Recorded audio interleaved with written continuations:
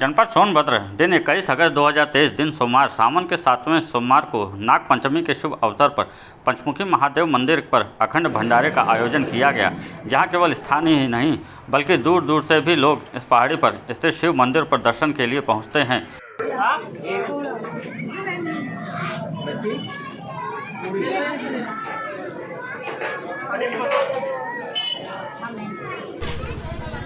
आज पंचमुखी महादेव हमारे जनपद सोनभद्र के एक ऐसे पंचमुखी शिव का स्थान है जो हमारे पूर्वांचल में पंचमुखी महादेव अन्य जगह नहीं देखे गए अब तक। और जो पंचमुखी की इतिहास में जो चर्चाएं हैं कि यहाँ से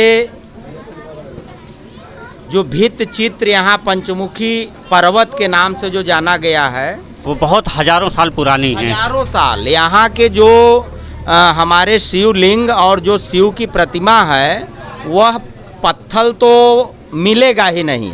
आज तक हमारे पूर्वांचल में कोई भी प्रशासनिक अधिकारी आते हैं तो यहाँ पे माथा टेकेंगे। मेरा एक कहना होगा कि अब जैसे पंचमुखी महादेव पर नाग पंचमी के दिन या सावन मास के प्रत्येक सोमवार को काफ़ी भीड़ होता है दर्शनार्थियों का। तो मैं जिला प्रशासन से मेरा अपना अनुरोध रहेगा, इसके लिए हम लोग जो यहाँ कमेटी बनाए गए हैं उस कमेटी के हम लोग एक पदेन मेंबर हैं। हम लोगों का कहना होगा कि सुरक्षा को दृष्टिगत रखते हुए यहाँ पुलिस विभाग की चौकसी हो और हर जनमानस तक। और जो बड़ी गाड़ियाँ ऊपर आ रही हैं, जगह तो नहीं है, दुर्घटना हो सकती है, तो इसके लिए हाँ नगर पालिका के अंतर्गत हमारा यह एरिया है। इस बार सीमांकन नगर पालिका के अंतर्गत का है। नगर पालिका के चेयरमैन जी से हम लोगों ने आग्रह किया है कि यहाँ ग्राम सभा की ज़मीन है, यहाँ पार्किंग के लिए नगर पालिका द्वारा एक बढ़िया पार्किंग बनवाया जाए और सुरक्षा को दृष्टिगत रखते हुए 4 चक्के की वाहन मंदिर तक न आवे। राम नमस्ते, मैं हूं आपके साथ मोहम्मद शाह फैसल और आप देख रहे हैं A to Z यूपी खास। और इस समय मैं मौजूद हूं जनपद सोनभद्र के रावलगंज से चुर्क के बीच में पंचमुखी महादेव मंदिर के पीछे पहाड़ी क्षेत्र है। पंचमुखी महादेव मंदिर तक पहुंचने के पीछे आप हमारे पीछे देख रहे होंगे, पंचमुखी महादेव मंदिर के पीछे का सीन है और आज है नागपंचमी। तो जैसा कि अभी तक आपने देखा कि मंदिर तक पहुंचने के लिए जो रास्ते हैं इतने संकरे हैं कि वहां से सिर्फ पैदल श्रद्धालुओं को मंदिर तक पहुंचने का रास्ता है। लेकिन यहाँ शासन की ये कमी कहिए या प्रशासन की कमी कहिए कि गाड़ियां बिल्कुल मंदिर तक पहुंचती हैं और जो श्रद्धालु हैं जो पैदल आते हैं उनको चढ़ने में काफ़ी दिक्कतों का सामना करना पड़ता है। इसके अपोजिट जब आप मंदिर से पीछे की तरफ आप बढ़ेंगे तो आप हमारे पीछे देख रहे होंगे कि पहाड़ी इलाका है और पहाड़ी एकाएक बिल्कुल ख़त्म हो जाती है और उसके बाद से फिर से काफ़ी गहरी खाई है और उसके बाद प्लेन है। तो पहाड़ी पे आप देख रहे होंगे श्रद्धालु, छोटे छोटे बच्चे, तमाम जो यहाँ के लोकल स्थानीय लोग हैं, जो श्रद्धालु हैं, जो आते हैं यहाँ पे दर्शन करने के लिए, वो किस तरह से पहाड़ियों के किनारे बैठते हैं, हवा लेते हैं। और ये कितना जोखिम भरा है ये जानने की समझने की ज़रूरत है कि ये इतना जोखिम भरा है कि अगर यहाँ से किसी का पैर स्लिप कर जाए तो एक बड़ी दुर्घटना हो सकती है, पहली बात। दूसरी बात, जितने भी आपने विकास यहाँ तक पहुँचने के लिए देखा, रास्ते देखे, वो सिर्फ मंदिर तक के लिए ही थे, जो कि जैसा लगता है कि शासन ने किसी तरह से यहाँ के लोगों को देखते हुए, यहाँ के लोगों के आकर्षण का केंद्र देखते हुए किसी तरह से उनकी खाना पूर्ति कर दी और थोड़े से रास्ते बस मंदिर तक पहुँचने के लिए ही बना दिया। बाकी जब आप इस चट्टान के नीचे, जहाँ से आपको दिख रहा होगा कि आप इस चट्टान के नीचे अगर उतरना चाहेंगे तो आपके पास कोई रास्ते नहीं हैं, आपको अपने जोखिम पे नीचे उतरना पड़ेगा। और इस चट्टान के अंदर मैं आपको दिखाऊं कि किस तरह से इस चट्टान के अंदर ऐसे चित्र हैं, भित्त चित्र, जिसके बारे में आप हमारे एनिमेशन में देख रहे होंगे कि ये एक ऐसा चित्र है, इसकी अगर जांच की जाए तो ये हज़ारों साल पुराने हैं।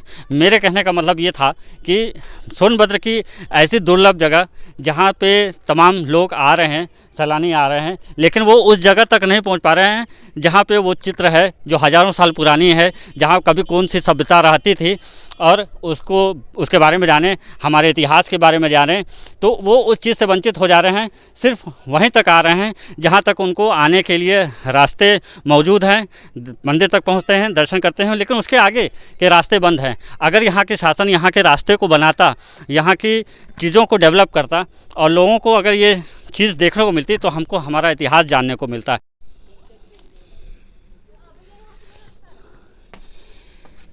तो ये अद्भुत नज़ारा आप देखिए, ये हज़ारों साल पुराने आपको चित्र दिखेंगे इन पत्थरों पे। ये आप ध्यान से देखें तो रेड कलर की बिल्कुल साफ़ क्लियर आपको दिख रहा होगा, बिल्कुल साफ़ दिख रहा है।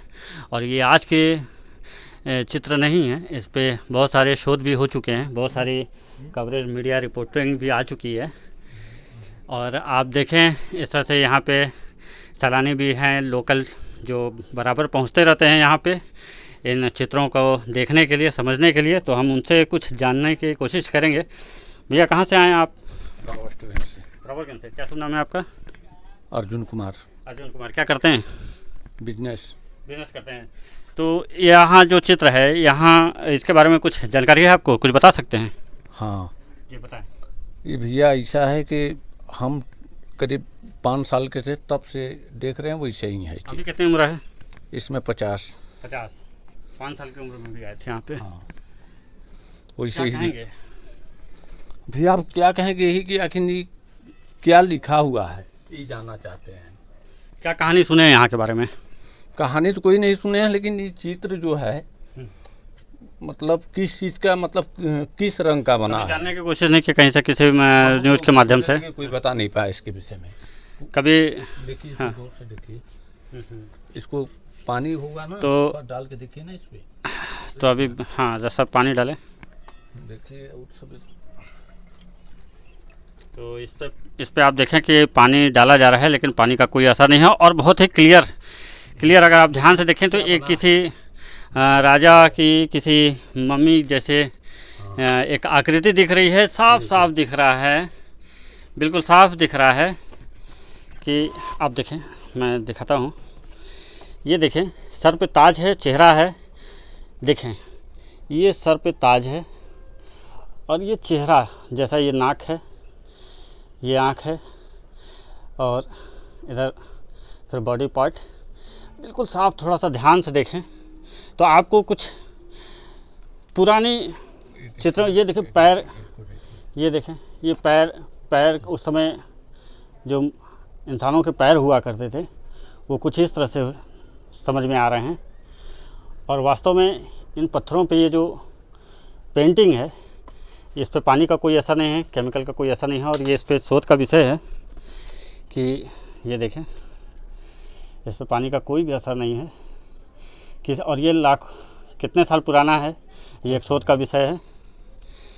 देखें, तो मैं ये कहना चाहूँगा, आप देखें और भी बहुत सारी मैं आपको चित्रों को अवगत कराऊँगा। ये देखें, ये देखिए,